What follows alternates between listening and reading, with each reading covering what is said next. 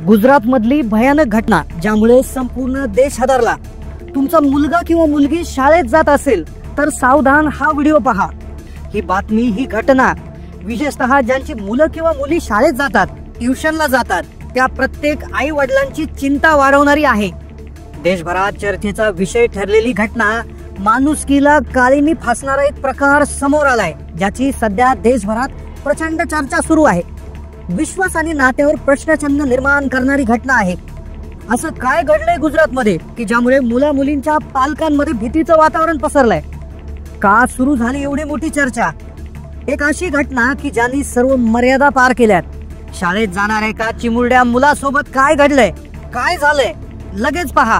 मुलगा किंवा मुलगी शाळेत जात असाल तर तुमच्यासाठी ही बातमी नाही, तर आपल्या मुला मुलींच्या सुरक्षिततेबद्दल एक गंभीर इशारा आहे। त्यामुळे दुर्लक्ष करू नका, लक्षपूर्वक हा व्हिडिओ पहा आणि जास्तीत जास्त लोकांना शेअर करा।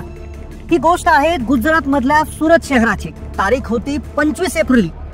याच दिवशी पुना गावात राहणारा एक 13 वर्षाचा शाळकरी मुलगा, रोजच्या सारखा घरातून गेलेला मुलगा अचानक गायब झाला। तो एकटा नव्हता, त्याच्या सोबत होती त्याची 23 वर्षीय ट्युशन शिक्षिका, त्याची शिकवणी घेणारी शिक्षिका, त्याची काळजी घेणारी आणि शिकवणारी शिक्षिका। हे दोघे परतलेच नाही। मुलाच्या घरी चिंतेचं वातावरण पसरलं। काळजीत पडलेल्या वडिलांना वेळ न घालवता त्यांनी पोलीस स्टेशन गाठलं। त्यांनी थेट त्या शिक्षिकेवरच आपल्या मुलाचं अपहरण केल्याचा गंभीर आरोप लावला। विचार करा, 13 वर्षाचा मुलगा आणि त्याला पळून नेणारी त्याचीच शिक्षिका। पोलिसांनाही सुरुवातीला यावर विश्वास ठेवणं कठीण गेलं, पण प्रकरण अत्यंत गंभीर होतं। पोलिसांनी तातडीनं 4 विशेष पथकं तयार केली। शोध मोहीम तातडीनं सुरू झाली। शहरातील शेकडो सीसीटीव्ही फुटेज तपासले जाऊ लागले। कुटुंबाकडे, मित्र मैत्रिणींकडे, शेजाऱ्यांकडे कसून चौकशी सुरू झाली। तो मुलगा आणि ती शिक्षिका जणू हवेतच विरघळले होते। गेले तर कुठे गेले? ते नंतर सापडले, पण मुलाने दिलेल्या कबुलीनंतर, त्यांनी जी कबुली दिली ती ऐकून पोलीस आणि त्यानंतर मीडिया आणि पूर्ण देश हादरला। तपासणीला पहिली जी महत्वाची दिशा मिळाली ती सुरत रेल्वे स्टेशनवर। सीसीटीव्ही फुटेज मधून हो स्पष्ट दिसत होतं ते दोघेही स्टेशनवर होते। त्यांनी शहर सोडलं होतं, पण त्यांचं पुढचं ठिकाण कोणतं होतं हा प्रश्न पोलिसांसमोर होता। पोलिसांनी सायबर सेल, तांत्रिक विश्लेषकांची मदत घेतली। त्या शिक्षिकेकडे मोबाईल होता, मुलाकडेही मोबाईल होता, व त्यांच्या मोबाईलचे लोकेशन कुठे ट्रेस होत आहेत, त्यांनी मोबाईल कधी चालू केला, कधी बंद केला याची माहिती घेणं सुरू झालं। त्यांचे मोबाईल रेकॉर्ड्स, ऑनलाईन व्यवहार तपासले गेले आणि मग जे समोर आलं ते थक्क करणार होतं। त्या दोघांनाही एकाही ठिकाणाहून दुसऱ्या ठिकाणी शहरामागून शहर बदलत तब्बल 2200 किलोमीटरचा अविश्वसनीय प्रवास केला होता। सुरतवरून वडोदरा, वडोदऱ्याहून अहमदाबाद, तिथून थेट राजस्थान मधील जयपूर आणि मग देशाची राजधानी दिल्ली, आणि इतकंच नाही तर थेट मथुरेजवळ धार्मिक स्थळ वृंदावन। इतका मोठा प्रवास, इतकी मोठी शहरे त्यांनी कसा केला? पैशाची व्यवस्था कुठून झाली? चौकशीत कळलं की हॉटेल्स मध्ये राहताना कोणाला जराही संशय येऊ नये म्हणून ते स्वतःला चुलत भाऊ बहीण असल्याचे सांगत होते। विचार करा, एक बनावट ओळख, एक धोकादायक अज्ञात प्रवासासाठी। पोलीस त्यांच्या मागावर होते। 4 दिवस रात्रंदिवस तपास सुरू होता। Gujarat police, Rajasthan police, Delhi police, अनेक राज्यांची पोलीस यंत्रणा कामाला लागली होती। पोलिसांसाठी एक मोठं आव्हान होतं। वेगवेगळ्या भाषा, वेगवेगळे प्रदेश, पण तपास थांबला नाही। वेळ मात्र वेगाने हातातून निष्ठत चालला होता। अखेर 30 एप्रिलला 4 दिवसानंतर अथक न थांबलेल्या प्रयत्नानंतर पोलिसांना एक पक्की खात्रीशीर खबर मिळाली। खबर अशी होती की ती शिक्षिका आणि तो मुलगा जयपूरहून अहमदाबादकडे एका प्रायव्हेट बसने प्रवास करत आहेत। पोलिसांनी तात्काळ सापळा रचला। गुजरात राजस्थान सीमेवर अत्यंत कडक नाकाबंदी करण्यात आली। प्रत्येक संशयास्पद बस, प्रत्येक गाडी थांबून बारकाईने तपासणी केली जात होती। मग ती बस आली ज्या बस बद्दल माहिती मिळाली होती। पोलिसांनी ती बस अत्यंत शिताफीने थांबवली। पोलीस अधिकारी बसमध्ये शिरले आणि हो, ते दोघे बसमध्ये सापडले। सुटकेचा निश्वास सोडण्याआधीच एका नव्या वादळाची चाहूल लागली होती। अखेर त्या दोघांना ताब्यात घेण्यात आलं। अपहरणाचा गुन्हा तर उघडकीस आलाच होता, पण थांबा, कहाणी इथेच संपली नव्हती। खरा धक्कादायक, खरी हादरवणारी बाब तर अजून समोर यायची होती। पोलीस स्टेशन मध्ये त्या दोघांना नेण्यात आलं। कसून चौकशी सुरू झाली। वातावरण अतिशय गंभीर होते। मुलाच्या आणि त्या शिक्षिकेच्या नातेवाईकांना, आई वडिलांना बोलून घेतलं होतं। त्या 23 वर्षीय शिक्षिकेने एक दावा केला होता, ज्याने तपास अधिकाऱ्यांसकट पोलीस स्टेशन मधील प्रत्येकाला निशब्द करून सोडलं।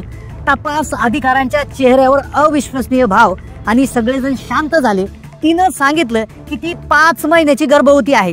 होय, ती म्हणाली मी 5 महिन्याची गर्भवती आहे. आणि इतकंच नाही तर तिने अत्यंत शांतपणे दावा केला की तिच्या पोटात वाढणारं बाळ हे दुसऱ्या कोणाचं नसून त्या 13 वर्षीय अल्पवयीन विद्यार्थ्याचं आहे. हे ऐकून तर पोलिसांच्या तसेच तिथे उपलब्ध असणाऱ्या नागरिकांच्या नातेवाईकांच्या पायाखालची जमीन सरकली. 13 वर्षाचा मुलगा आता तो वडील बनणार हे कसं शक्य आहे? ऐकून सगळ्यांना धक्का बसला. एक प्रचंड मोठं प्रश्नचिन्ह उभं राहिलं. पोलिसांनी अत्यंत संवेदनशीलपणे त्या विद्यार्थ्याकडे चौकशी केली आणि त्यानेही अत्यंत सहजपणे कबूल केलं की त्याचे आणि त्याच्या ट्युशन टीचरचे अनेक वेळा शरीर संबंध आले होते. त्यानंतर तातडीने वैद्यकीय तपासणी करण्यात आली. रिपोर्ट आला. रिपोर्टमध्ये शिक्षिकेच्या गरोदरपणाबद्दल शिक्कामोर्तब झालं. आता इथं एक सगळ्यात महत्वाचा धक्कादायक प्रश्न उभा राहिला ज्याने अनेकांना गोंधळात टाकलं. तर तो प्रश्न म्हणजे काय, खरोखर 13 वर्षाचा मुलगा हा इतका परिपक्व असू शकतो का की तो वडील बनू शकतो?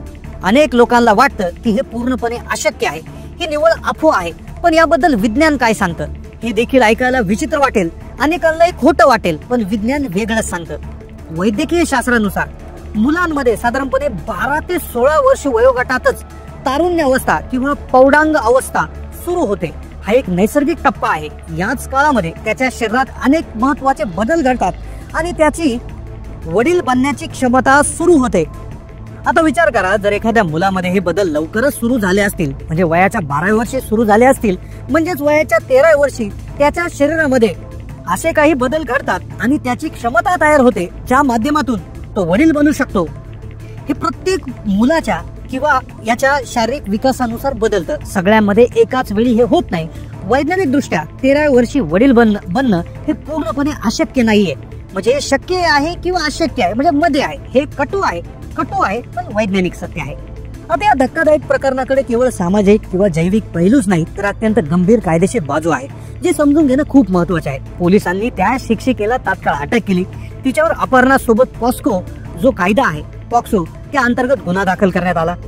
पॉस्को हा protection of child for sexual offence act, मराठीत याला आपण बाल लैंगिक अत्याचार प्रतिबंधक कायदा असं म्हणतो. हा कायदा खास 18 वर्षाखालील मुला मुलींना लैंगिक अत्याचार, लैंगिक छळ किंवा पोर्नोग्राफी सारख्या गंभीर गुन्ह्यांपासून संरक्षण देण्यासाठी 2012 मध्ये बनवण्यात आला होता. या कायद्याचं सर्वात महत्वाचं वैशिष्ट्य आणि गांभीर्य म्हणजे यात 18 वर्षाखालील मुलासोबत परस्पर संमतीनं ठेवलेले लैंगिक संबंध सुद्धा गंभीर गुन्हा मानले जातात. कारण की कायदा मानतो की लहान मुलं शारीरिक आणि मानसिक दृष्ट्या हे संबंध ठेवण्याबाबत योग्य निर्णय घेण्यास परिपक्व नसतात. त्यांची फसवणूक होऊ शकते, त्यांच्यावर दबाव टाकला जाऊ शकतो.